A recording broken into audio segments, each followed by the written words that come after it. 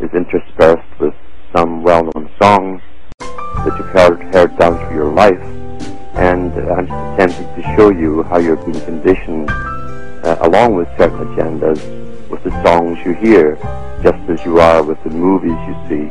It's all predictive programming along a certain path.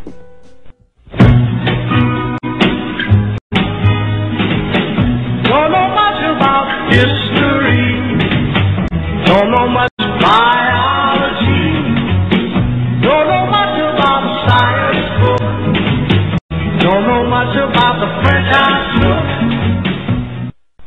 Well, just like that song there, we're all living in the dark. We don't know much about history, we don't know much about social politics, we don't know much about the movements which have been created down through history, which appear to be different from each other on the outside, but when you look at their policies and their goals, they all tend to go towards the same destination. And when you find things all tending to come together, as the song goes, towards the same destination, some people will clue into the fact that there's a common guiding hand here. Societal changes it can be likened to a herd of sheep who've been in the same field for a few years or even a generation.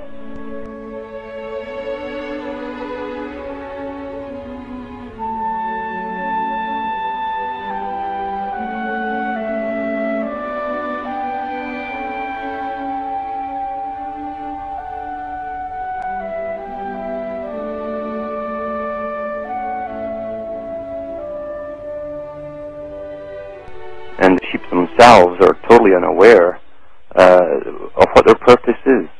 They think they're there to be happy and to chew the cud, and they know the shepherd. They know the shepherd's face as he comes in, and he'll smile and he'll whistle to them, and he'll even scratch some of their ears, you know.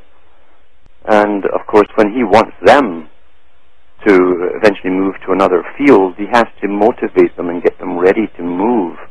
Because something which has been static for a long time, it takes a while to get into gear, you might say, without losing control. And that's how society is, because society has been planned. You might say we've been farmed, like Charles Fort said.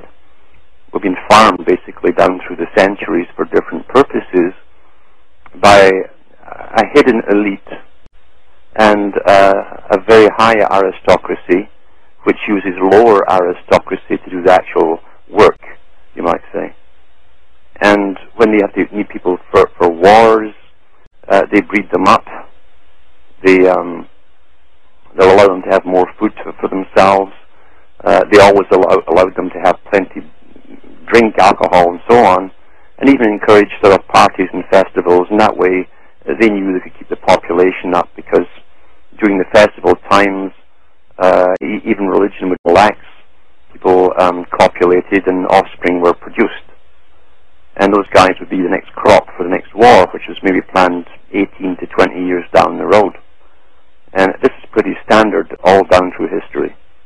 We can read about it from the days of Plato, where he talks about the necessity of culling the excess populations of the Grecian islands, because they were islands and they could only stand so much of a population, and even the influx of slaves from all their wars would become a problem sometimes, and they would arm these slaves and put them in the army and have them fight their neighbors, and that way they called down the herd, you might say. And in those days it was talking about quite openly by the aristocracy. Slaves were cheap. The aristocracy saw those of the non-aristocracy as a separate animal, you might say. And nothing has changed up to the present.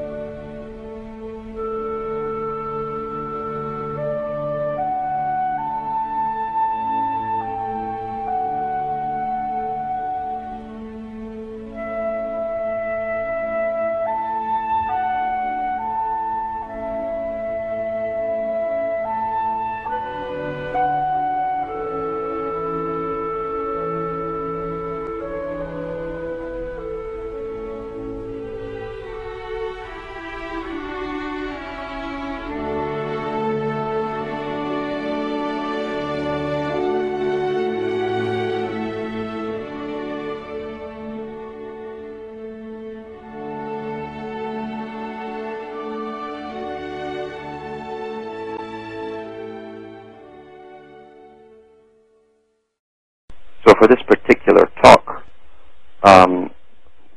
we're looking at how society has been shaped from the 1800s in Europe and America, world over really, by different groups.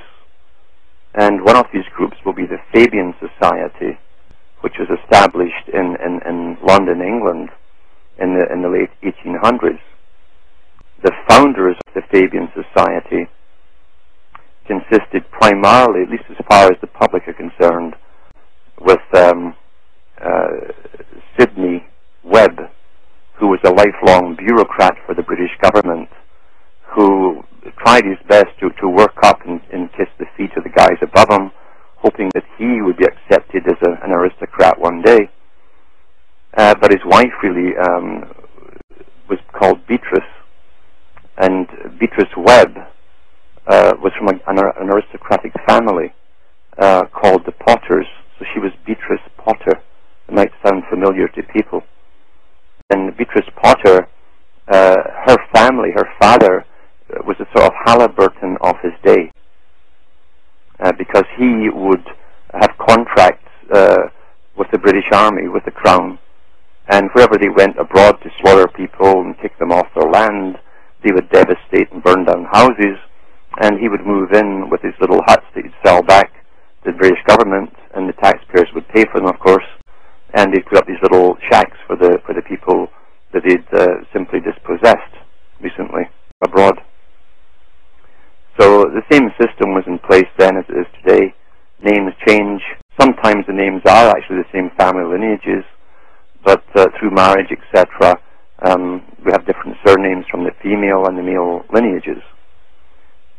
So the founders of the Fabian were the Webbs, and of course we had George Bernard Shaw, who was a playwright, and just like today, the playwrights in those days were funded by the big corporations, charitable corporations, as they call themselves, or philanthropic organizations, and they would tell the authors basically what themes to write upon on social issues, and to write them into novels so that the public who read them would have their opinions of things altered in such a direction that they would be all for a particular type of change, unsuspectingly, really, that this has been organized by professional psychologists, you might say, at the top, because they understand the human mind, and through fiction we are programmed through emotion, where any act, anything at all, can be humanized in a way, in drama, as to make it palatable to the people. His name is David. I feel it. That's creepy. Whoa, feels so real.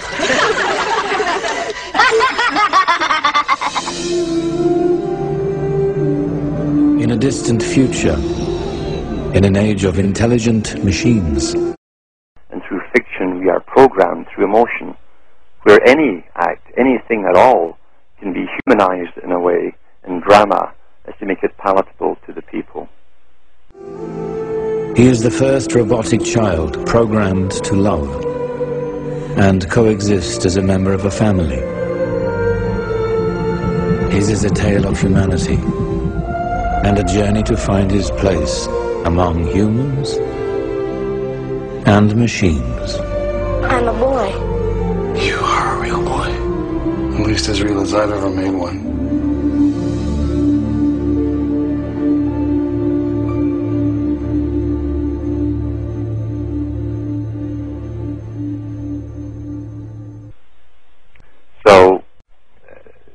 So the Webbs and Bernard Shaw, and a third member, H.G. Wells, another lowly born person. He was born into a family that had lost its wealth, a middle-class family.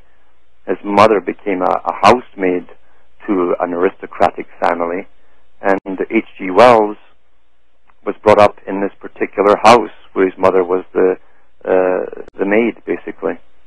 And they had a terror, domestic staff had a tremendous terror of poverty as they watched factory workers passing the windows and they used to be terrified of having to join them one day, so they became more snobbish than the people who hired them, the actual owners of the homes. However, this thirst for power, or to get up into a higher class, enabled guys like Wells to be picked for that very craving, knowing that he'd have no conscience in getting up there. And he was also employed as a fictional writer to brainwash people, basically, through fiction into certain directions and ways of thinking. A planned society was his general theme through fictional works, like Shape of Things to Come. Most of his works, actually, though, were non-fiction, like his Outline of History in 2 volumes. His son finished the 2nd volume because Wells died about 1948. So those 3 main founders, at least for the public's image, were the frontmen for the Fabian Society. The Fabian Society was funded by the British aristocracy, not the British working class. And the British working class were taught that this was actually formed for them. It was on the side of Labour, and out of that came the Labour Party of Britain, in fact. And at the top of the Labour Party of Britain, the Fabian Society still rules. And on the stained glass window in the home of Mrs. Webb in London, you'll see the actual stained glass portrait of the founders, and 2 of them are hammering the world into shape on an anvil. So in other words, the elite, the intellectual, scientific elite, are beating the world into the proper shape, you might say, the way it should be, the reshaping of society, symbolized as the world. Now, Bertrand Russell was another member of this group. Bertrand Russell was an aristocrat. His father was Lord Amberley, who was heavily involved in politics. He had a seat in the House of Lords, which is the British Senate, basically, although you inherit the title. And Bertrand Russell was born in the early 1870s. The same man was running the anti-war movement in 1960. Still out in front of the crowds, and he ran the Committee of 100, they called it, which was the radical group of the anti-war protest movement. This particular group would smash down and cut through the fences at air bases and storm onto the runway and destroy things. So here again, you have an aristocrat funded through the Fabian Society, pretending to be on the working man's side, leading vast amounts of people who'd fallen for his spiel. And these guys always have a very good spiel, you see. And yet this lord, this particular lord, had nothing in common with the working class. Nothing whatsoever. In fact, he never mixed with them apart from the mobs that he would speak in front. He wouldn't mix with them because he had nothing in common with them. He was a eugenicist. He believed in superior breeding and the breeding of intellect into people. He believed in abortion, birth control, and eugenics, meaning mandatory abortion for certain people below IQ levels of whatever. And Lord Bertrand Russell was a big player as far as the public are concerned, because he wrote so many books which can use certain truths and certain facts to bring you to a preconceived conclusion, knowing you must arrive by the way the information is presented. Most of the facts you arrive at, actually, or the conclusions you come to, are arrived at because they omit other facts, and that's how most of these conclusions are reached.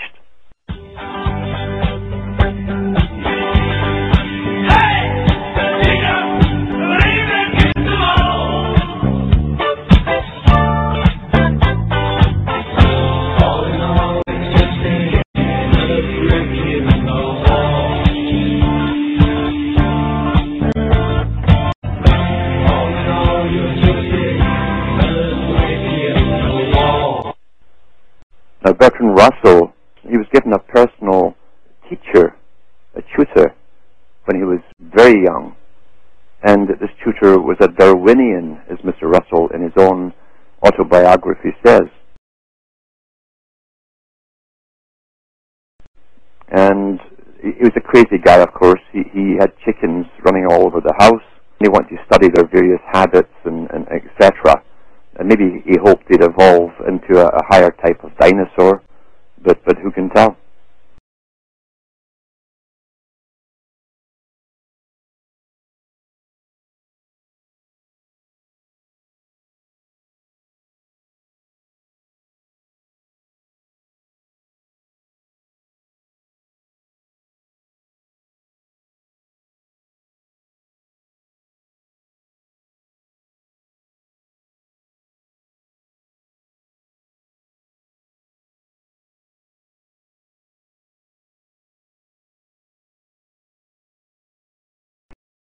So this was the era that Bertrand Russell was born into, where Darwinianism had been pushed out by the Royal Society of England, London, a high Freemasonic scientific society, who was really under the Darwinian guise of evolution, pushing the ancient religion, inner religion of Freemasonry, which is really basic Hinduism, because Freemasonry goes with Hinduism exactly along the lines that we just sort of evolved from amoebas into little animals and slammed up the mud banks and then just through various chances, etc., in billions of years we sort of arrived at where we are.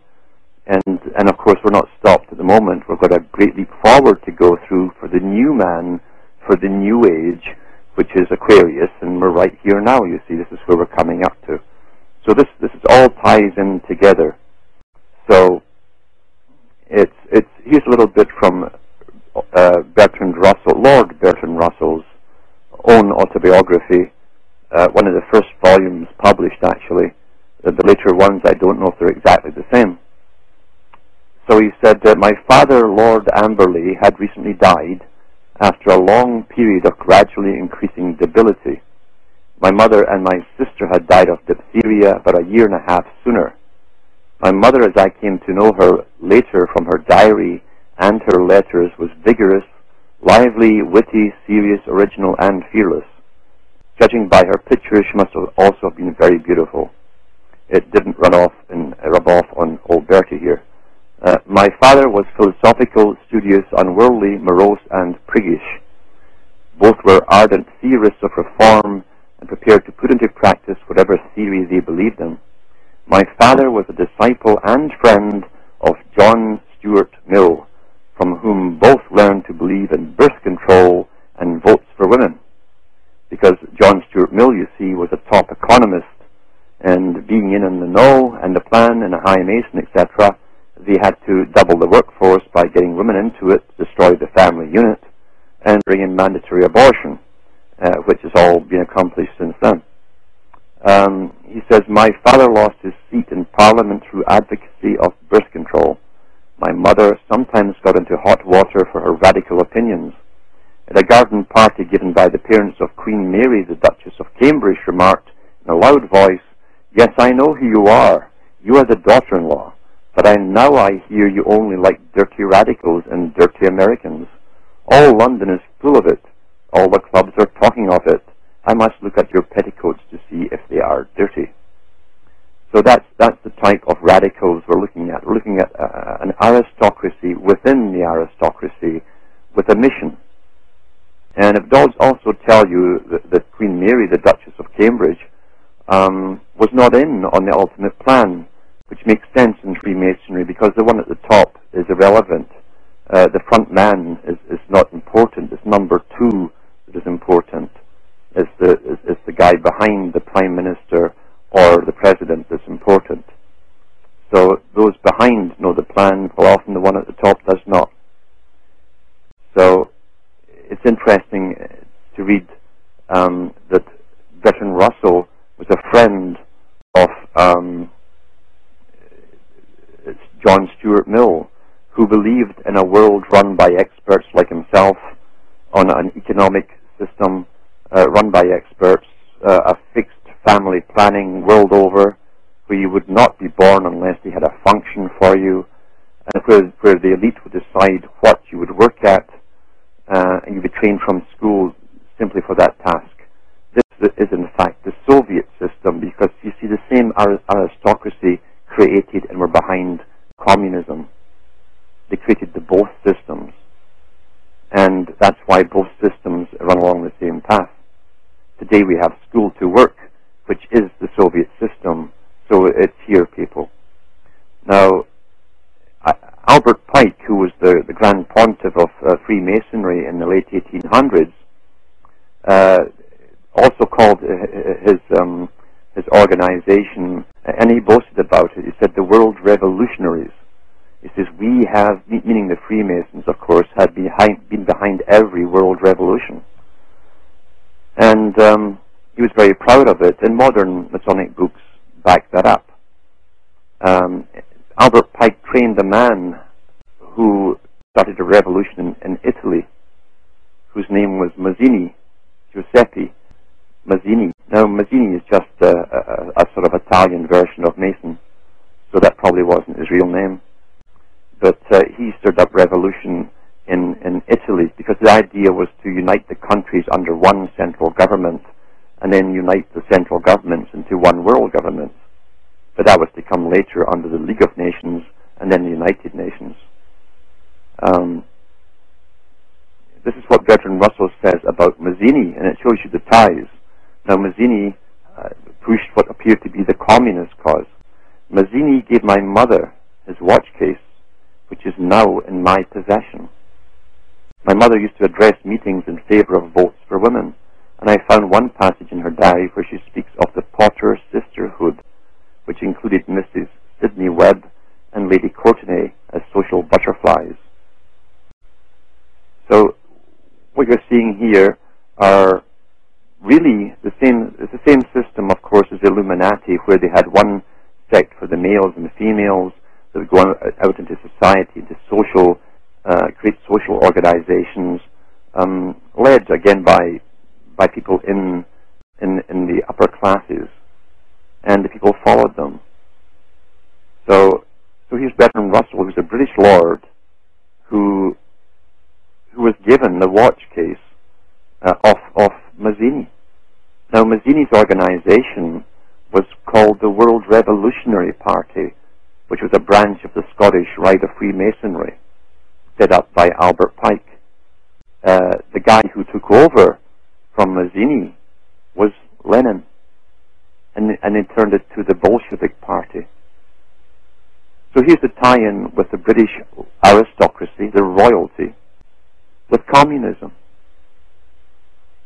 And they needed the masses to believe in them, that it was for the working man.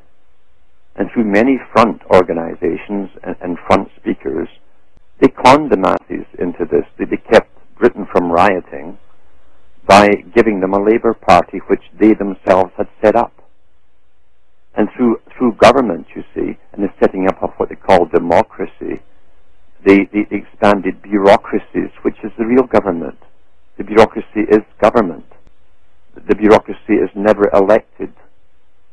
People work in different bureaucracies their whole life on a single mission, which they know, regardless of what political party is out in front.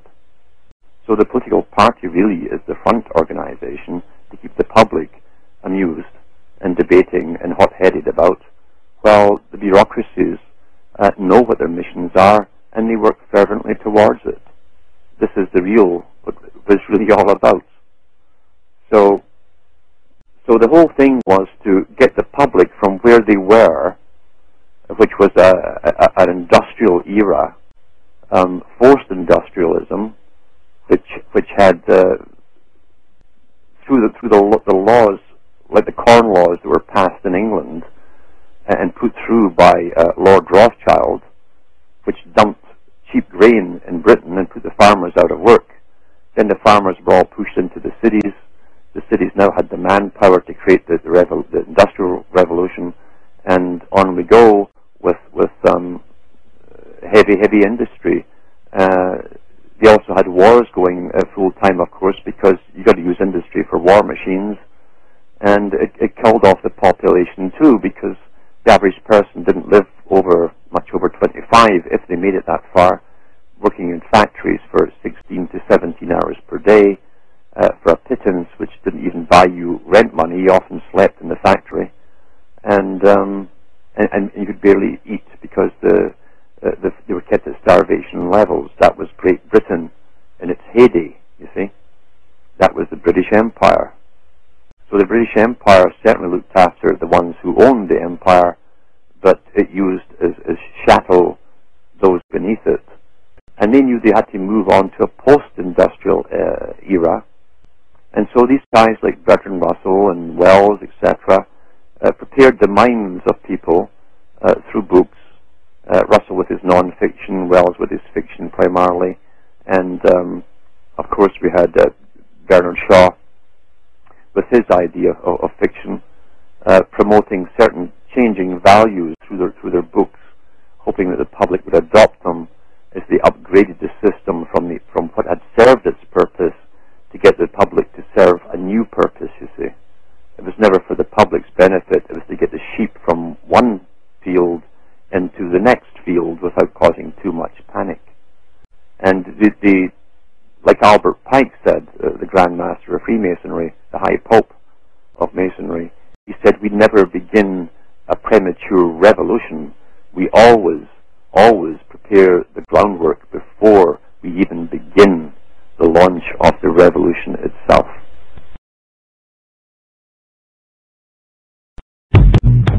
Say you want a revolution, well, you know, we all want to change the world. You tell me that it's evolution, well, you know, we all want to change the world.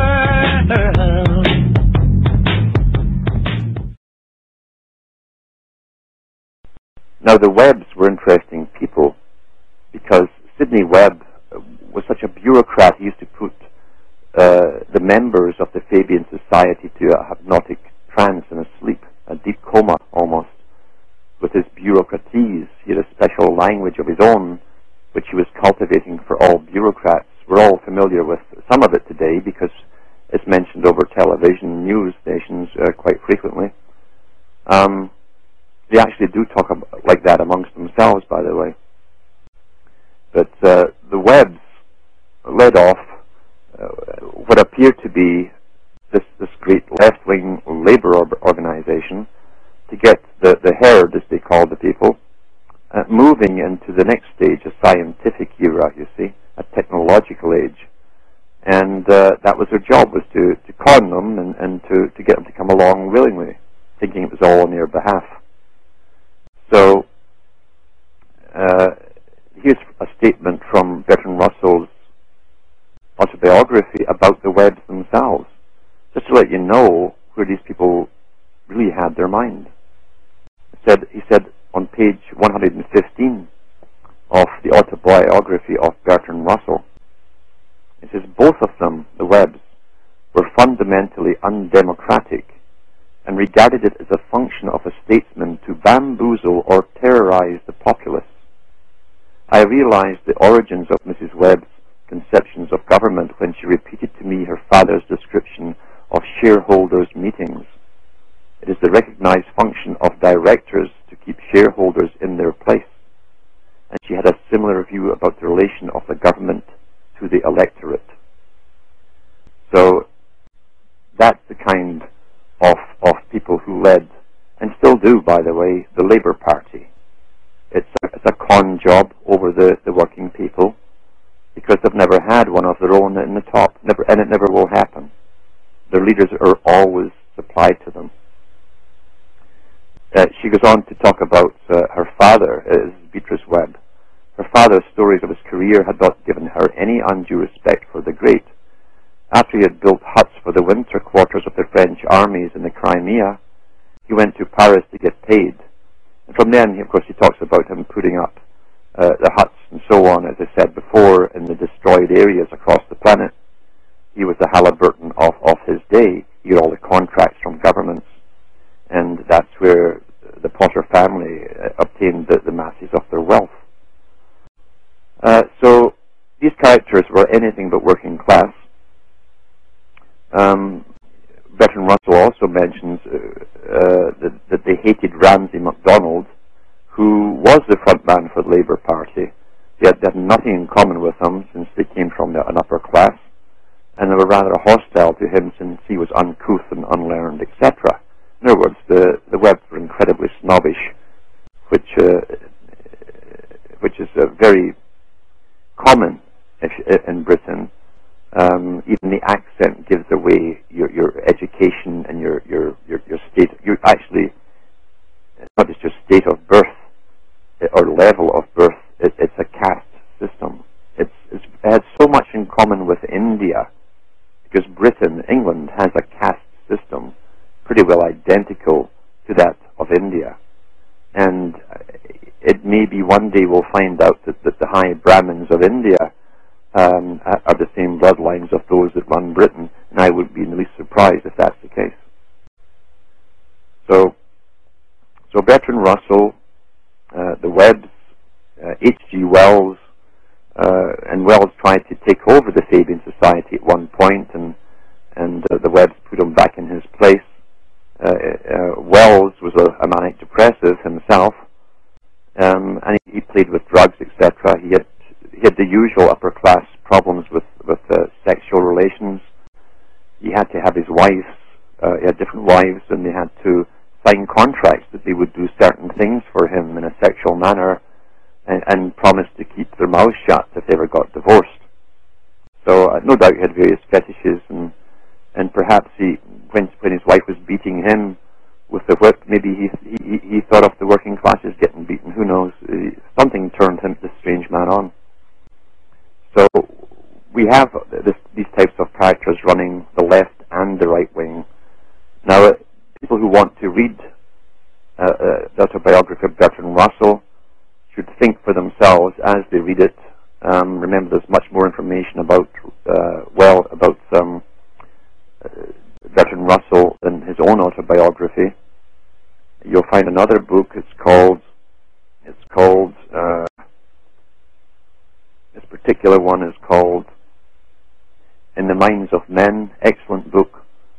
The subtitle is Darwin and the New World Order, and that was written by Ian Taylor, who's a scientist in Canada, and he goes through much more of these particular characters who changed society, changed history, created the fads that became taught as reality, like Darwinianism.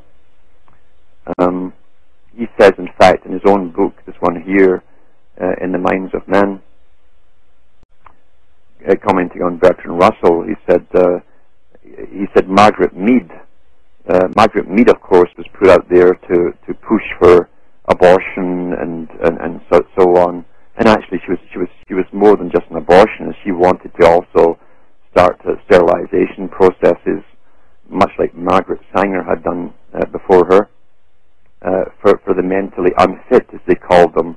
And of course, once they have an IQ level which they claim is appropriate, and everybody says that's fine, I'm above that. Well, of course, like every other law they have in the book, they then change it and expand it, and it would have been a horror show if that had come to pass.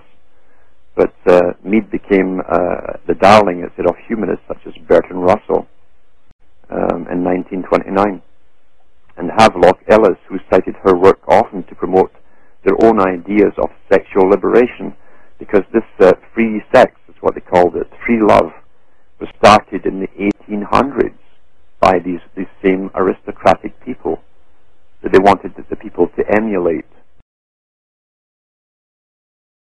Why don't we do it in the road? No one will be watching us. Why don't we do it in the road? They wanted to destroy the family unit. In fact, the family unit was the last vestige of power which would stand up collectively against too much intrusion by an elite. And so the family had to go. Once that was destroyed, then the state became supreme ruler directly to the individual, which we see today. Many women now, probably over half, are single-parent families, and there's generally social workers from the state involved in their lives all the time, concerning the rearing of their children or removing of their children. And this again was planned and discussed freely by guys like Bertrand Russell back in the 1800s, Margaret Mead, and Havelock Ellis, and so on. So this is a big, rich club, you see, of rich elitists. In Darwin and the Minds of Men, it says Mead and Benjamin Spock. Between them, the pattern of North American child rearing was radically changed, and the fruits of their labors are now becoming evident in today's divorce statistics. Mead's own modest contribution to these statistics consisted of having 3 husbands, which would seem to refute the promise of a happy and graceful life she claimed science showed to be possible with a liberated sexual lifestyle. Ironically, for both science and alleged happy life, Mead, one of America's leading scientists and a purported Christian, died in 1978 in the arms of a psychic faith healer. So another little clue that pops in down through the ages with reading all these guys is they're all Masons or Eastern Stars for the females. They all believe in the same channeling experiences from entities, and they front for Christian organizations. That's their cover.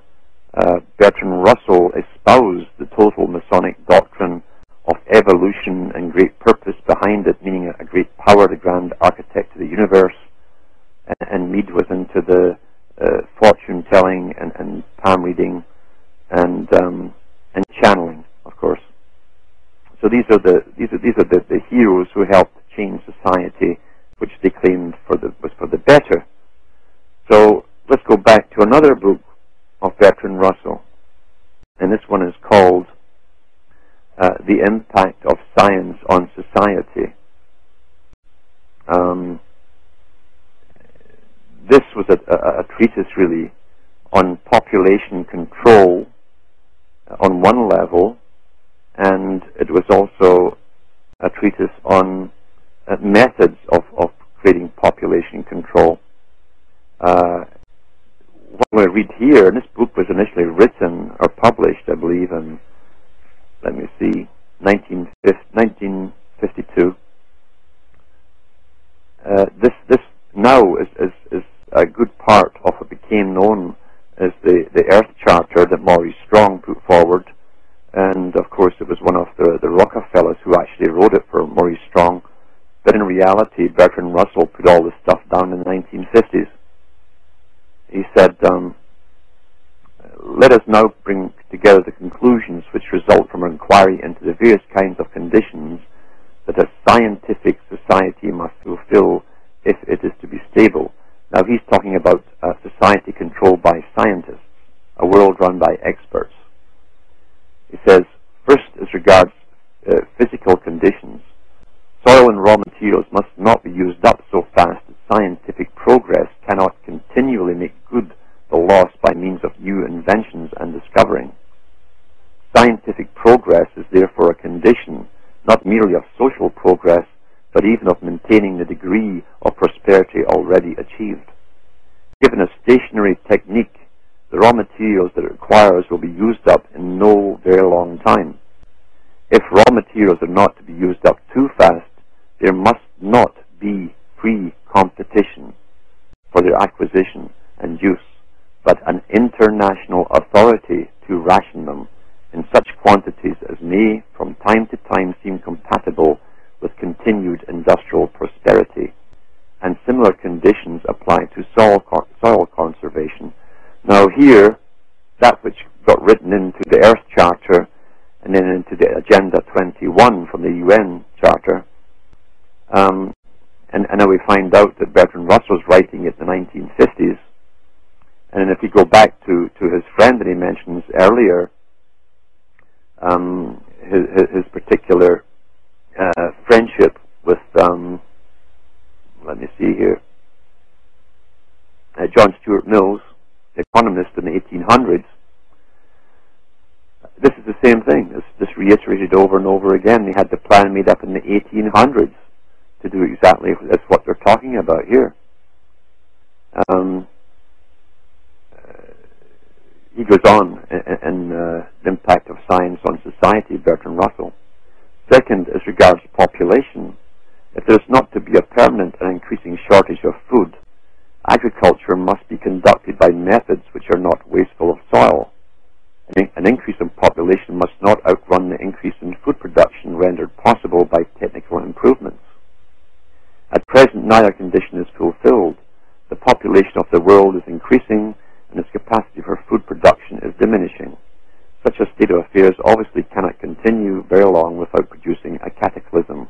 Now, of course, this is all nonsense, and then we can go back even further to the 1700s, where the precursor of John Stuart Mill was Malthus, who also was an economist for the British East India Company, who dealt with the very same nonsense, and was always shouting, fear, fear, fear, with no food, and the population's just going out of proportions. And he printed his book on population control, this is Malthus, 2 years before the British did its first census. So he even quoted fake figures for his book, because they hadn't been done yet, the census, that is.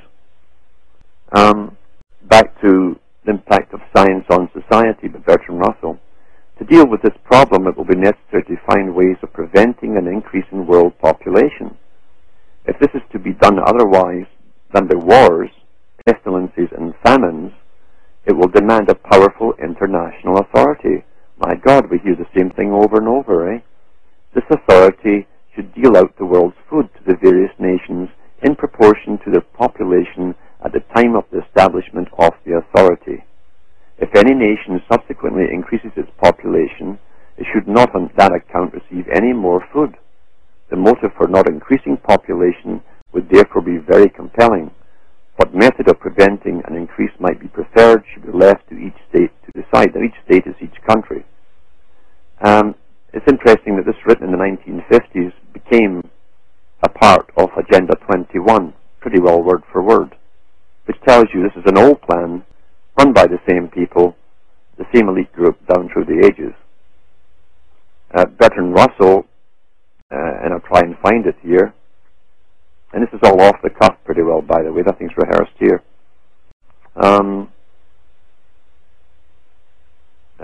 Okay, he goes on page 116 of The Impact of Science on Society. He said, are mere members so important that, for their sake, we should patiently permit such a state of affairs to come about? Surely not. What then can we do? Apart from certain deep-seated prejudices, the answer would be obvious. The nations which at present increase rapidly should be encouraged to adopt the methods by which in the West, the increase of population has been checked. The increase of population has been checked. Now remember that statement there. Now, how did they check the population increase in the West? Because it was at that time in the 1800s, right through, they started inoculations. And if you follow the statistics of the British Medical Association, who did careful follow-ups on all those who got inoculated, everybody who was inoculated against these particular diseases died of them. That's how they checked the population increase. I'll go on here. Educational propaganda with government help could achieve this result in a generation. There are, however, two powerful forces opposed to such policy.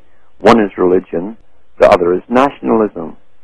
I think it is the duty of all who are capable of facing facts to realize and to proclaim that opposition to the spread of birth control, if successful, must inflict upon mankind the most appalling depth of misery and degradation, and that within another 50 years or so. So he was predicting here that by the year 2000, we'd be walking all over each other and crawling over each other to get to work. That's if there was any work left. I do not pretend that birth control is the only way in which population can be kept from increasing. There are others which one must suppose opponents of birth control would prefer. War, as I remarked a moment ago, has hitherto been disappointing in this respect. Now, I'll repeat that for the hard of thinking. War, as I remarked a moment ago, has hitherto been disappointing in this respect. So he's admitting that they used war to kill off the people. And if you look at the history of Britain since the Rothschilds took over, there's been one war after another. So they're very disappointed they hadn't killed enough off, you see. It says, if a Black Death could be spread throughout the world once in every generation, survivors could procreate freely without making the world too full. Well, there's a nice statement to make, isn't it? If the Black Death could be spread throughout the world once in every generation, survivors could procreate freely without making the world too full. There would be nothing in this to offend the consciences of the devout, or to restrain the ambitions of nationalists. The state of affairs might be somewhat unpleasant, but what of that? Really high-minded people are indifferent to happiness. I'll repeat that part. Really high-minded people, he's talking about himself and his own class, you see, are indifferent to happiness, especially other people's. However, I am wandering from the question of stability, to which I must return. There are three ways of securing a society that shall be stable as regards population. The first is that of birth control, the second that of infanticide, or really destructive wars, and the third that of general misery except for a powerful minority. Well, he's in the powerful minority group, so he can suggest this. All these methods have been practiced. The first, for example, by the Australian Aborigines, the second by the Aztecs, the Spartans and the rulers of Plato's Republic, the third in the world as some Western internationalists hope to make it, and in the Soviet Russia. It is not to be supposed that Indians and Chinese like starving, but they have to endure it because the armaments of the West are too strong for them. They hadn't built up China, of course, to be the manufacturer of the world by then. That wasn't his department. Of these three, only birth controls avoid extreme cruelty and unhappiness for the majority of human beings. Meanwhile, so long as there's not a single world government, he's always repeating that thing again, there will be competition for power amongst the different nations, and as increase of population brings the threat of famine, national power will become more and more obviously the only way to avoid starvation. There will therefore be blocks in which the hungry nations band together against those that are well fed. This is the explanation of the victory of communism in China. Now, it's interesting that Lord Bertrand Russell, who talks about the victory of communism in China, he went over to China in the 1920s. It wasn't the Soviets who went over to train the Chinese in communism. Bertrand Russell was sent from England to do it. And he taught in universities basic theories in communism to the very young. Those young students became the first leaders of the communist parties throughout China. So once again, we have the central hub, London, and the aristocracy running both sides of the fence here, capitalism and communism, because between the two of them, they would terrorize the world in going the third way, which is the compromise between the two, which is a small dominant elite who would then rule over the minds of the people, who would be run in a communistic fashion by layers and layers and layers of bureaucracies. This is the fasci coming together, you see, with the sickle and the hammer of communism. This is the third way. This is it. The road is long, with a many winding turns that leads us to knows where, who knows where. But I'm strong enough to carry me.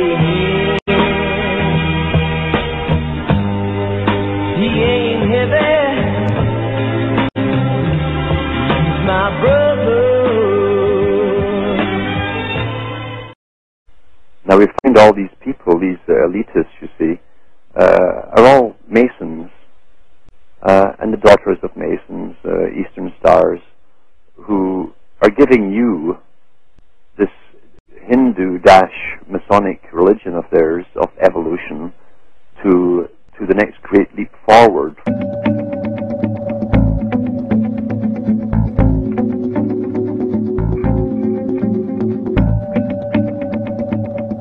Seeing these advantages of the technology, and hence seeing how poor humans are at doing certain things, and saying, well, why do we have to put up with this? Why not enhance? Why not upgrade what we are and how we do things by linking myself, for example, with that technology? Why can't I have extra memory? Why can't I sense the world in infrared or ultrasonics? It might be dangerous, but it's also tremendously exciting and opens up new opportunities.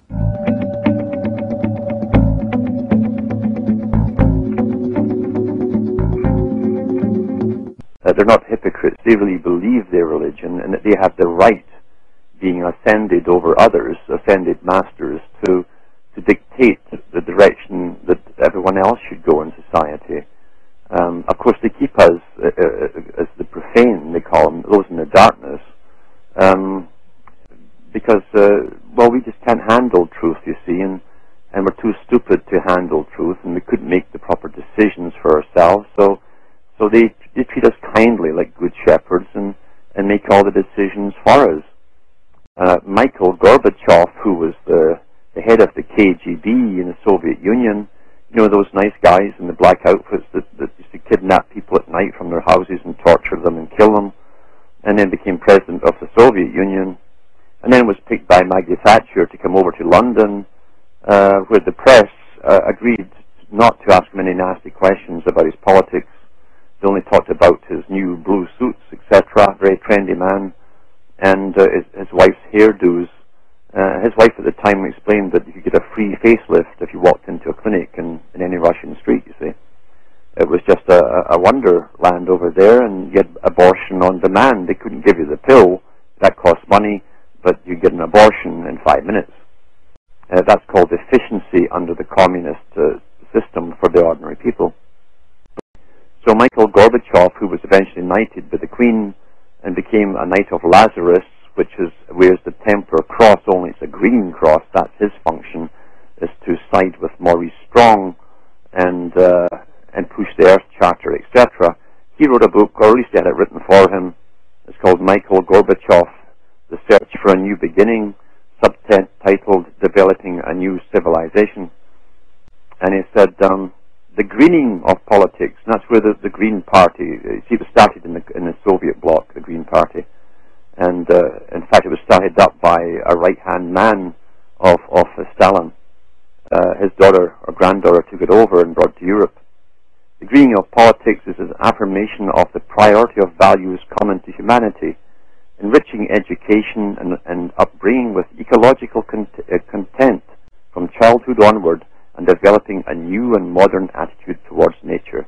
At the same time, the greening of politics is the return to humankind of the awareness of humanity as a part of nature. Now that rings a bell if you've read the Biodiversity Treaty, where you have no more rights than an ant.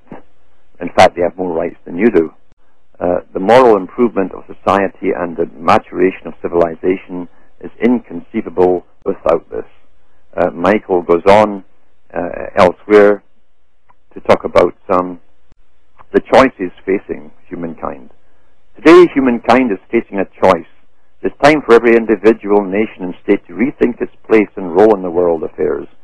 We need an intellectual breakthrough into a new dimension. This is the great leap forward of Masonry once again. And that means the state of the human spirit that assumes paramount importance. The roles of culture, religion, science, and education must grow enormously. The responsibility of the centers for humanity's intellectual, scientific, and religious development is immense and must be given preeminence. And it sure has, because we don't have any say in the thing at all. The future of human society will not be defined in terms of capitalism versus socialism. It was that dichotomy that caused the division between the world community into two blocks and brought about so many catastrophic consequences.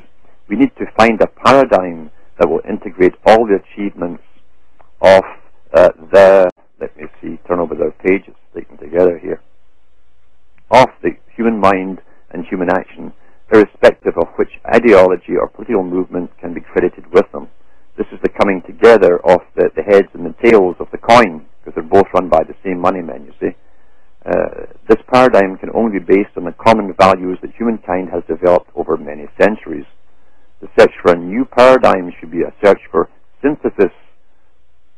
So you had the thesis, you see capitalism, the antithesis of communism, and here's the synthesis for what is common to and unites people, countries and nations, rather than what divides them.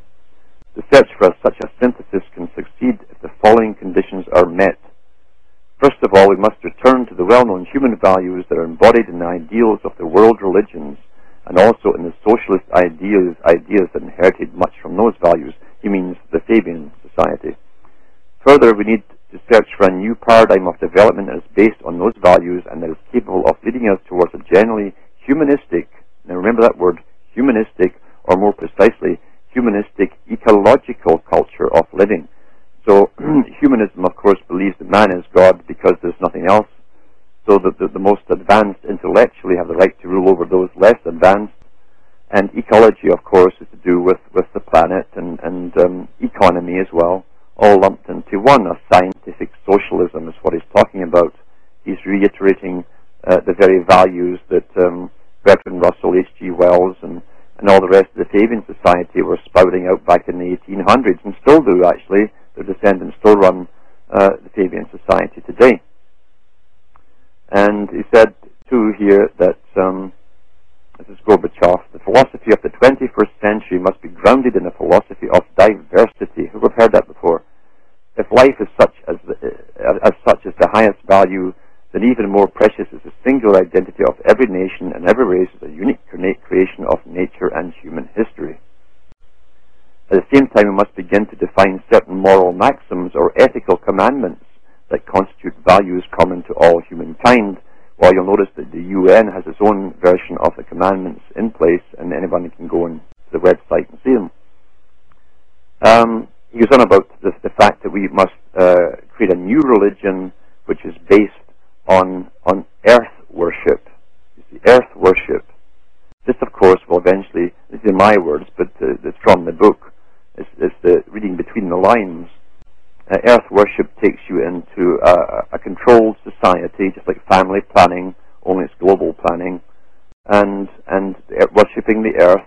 You'll have a dumbed-down population who probably can't read or write down the future, and they'll be given a religion where they'll either have themselves voluntarily sterilized to save Mother Earth, of course, and to make sure there's no mouths that are surplus, that need feeding, and of course so that the elite won't have to bother with the ramifications of discontented, starving people. So yes, this is the same agenda. Michael Gorbachev with his Presidio down in the States there, where he runs this green movement from. It's all part of the Maurice Strong's movement, and Maurice, of course, was picked by the Rockefellers, who are part of the same version of the Fabian Society of London, intermixed with the Royal Institute of International Affairs. The American branch is the Council on Foreign Relations, and we are being managed just like animals, and they're breeding us up, breeding us down, dumbing us down for sure at the moment, and they intend to cull us down to a manageable size, and then clone different types for specific functions in the near future. That way they won't need the media, sports to entertain us, and then we won't be wasteful of all the toys which we reward ourselves, all these little cheap things from China which don't last very long. This is the basic system which is running our world, and you and I and the public have absolutely no say in this agenda whatsoever.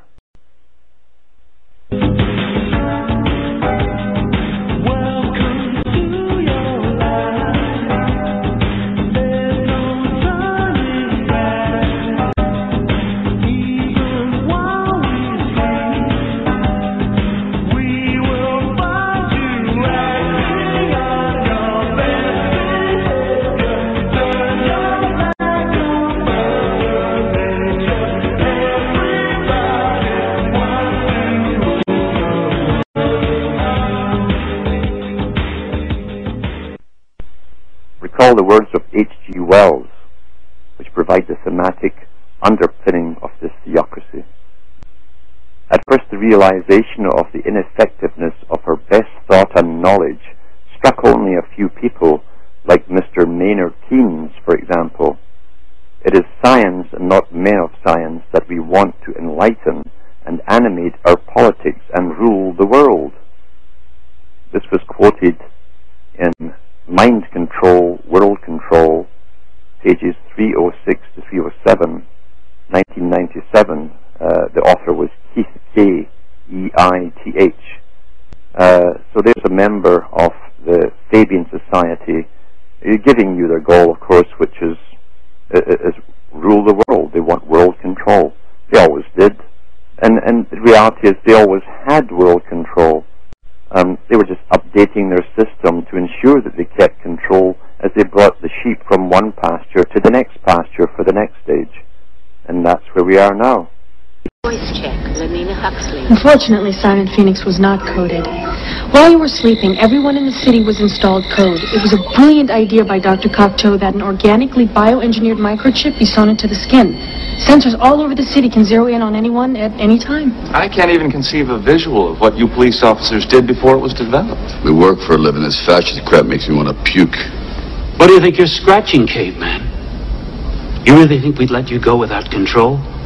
Your code was implanted the second you thought. Why didn't you just shove a leash up my ass? Moving, oh, they're disapproving. Keep them doggies moving rawhide. Don't try to understand them, just rope and throw and brand them. Soon we'll be living high and wide. All of the systems which are set up through non-governmental organizations, which you think are speaking out as grassroots organizations speaking out for you, are actually owned and controlled by the same elite.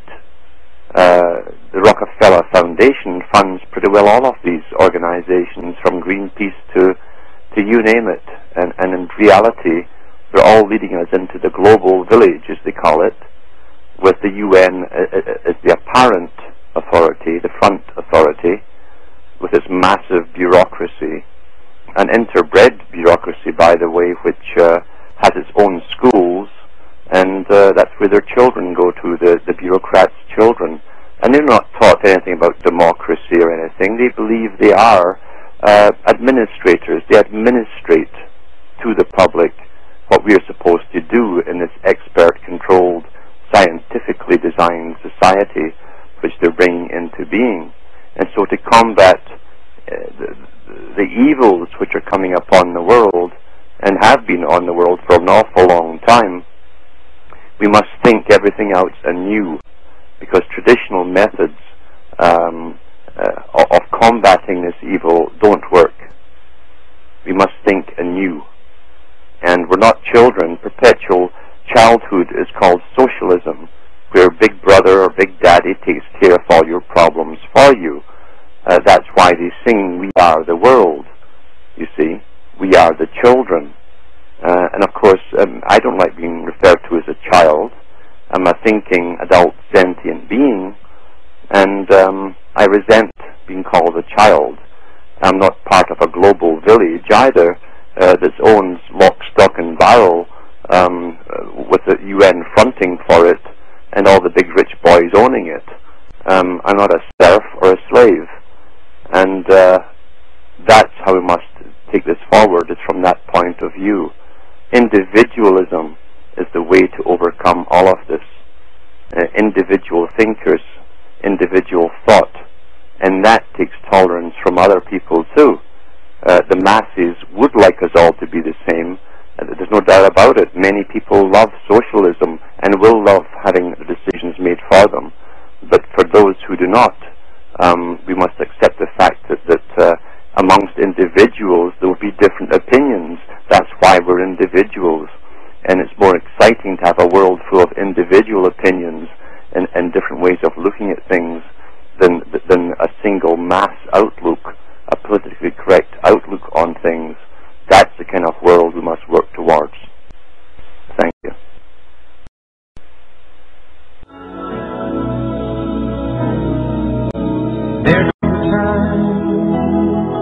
when we heed a certain call.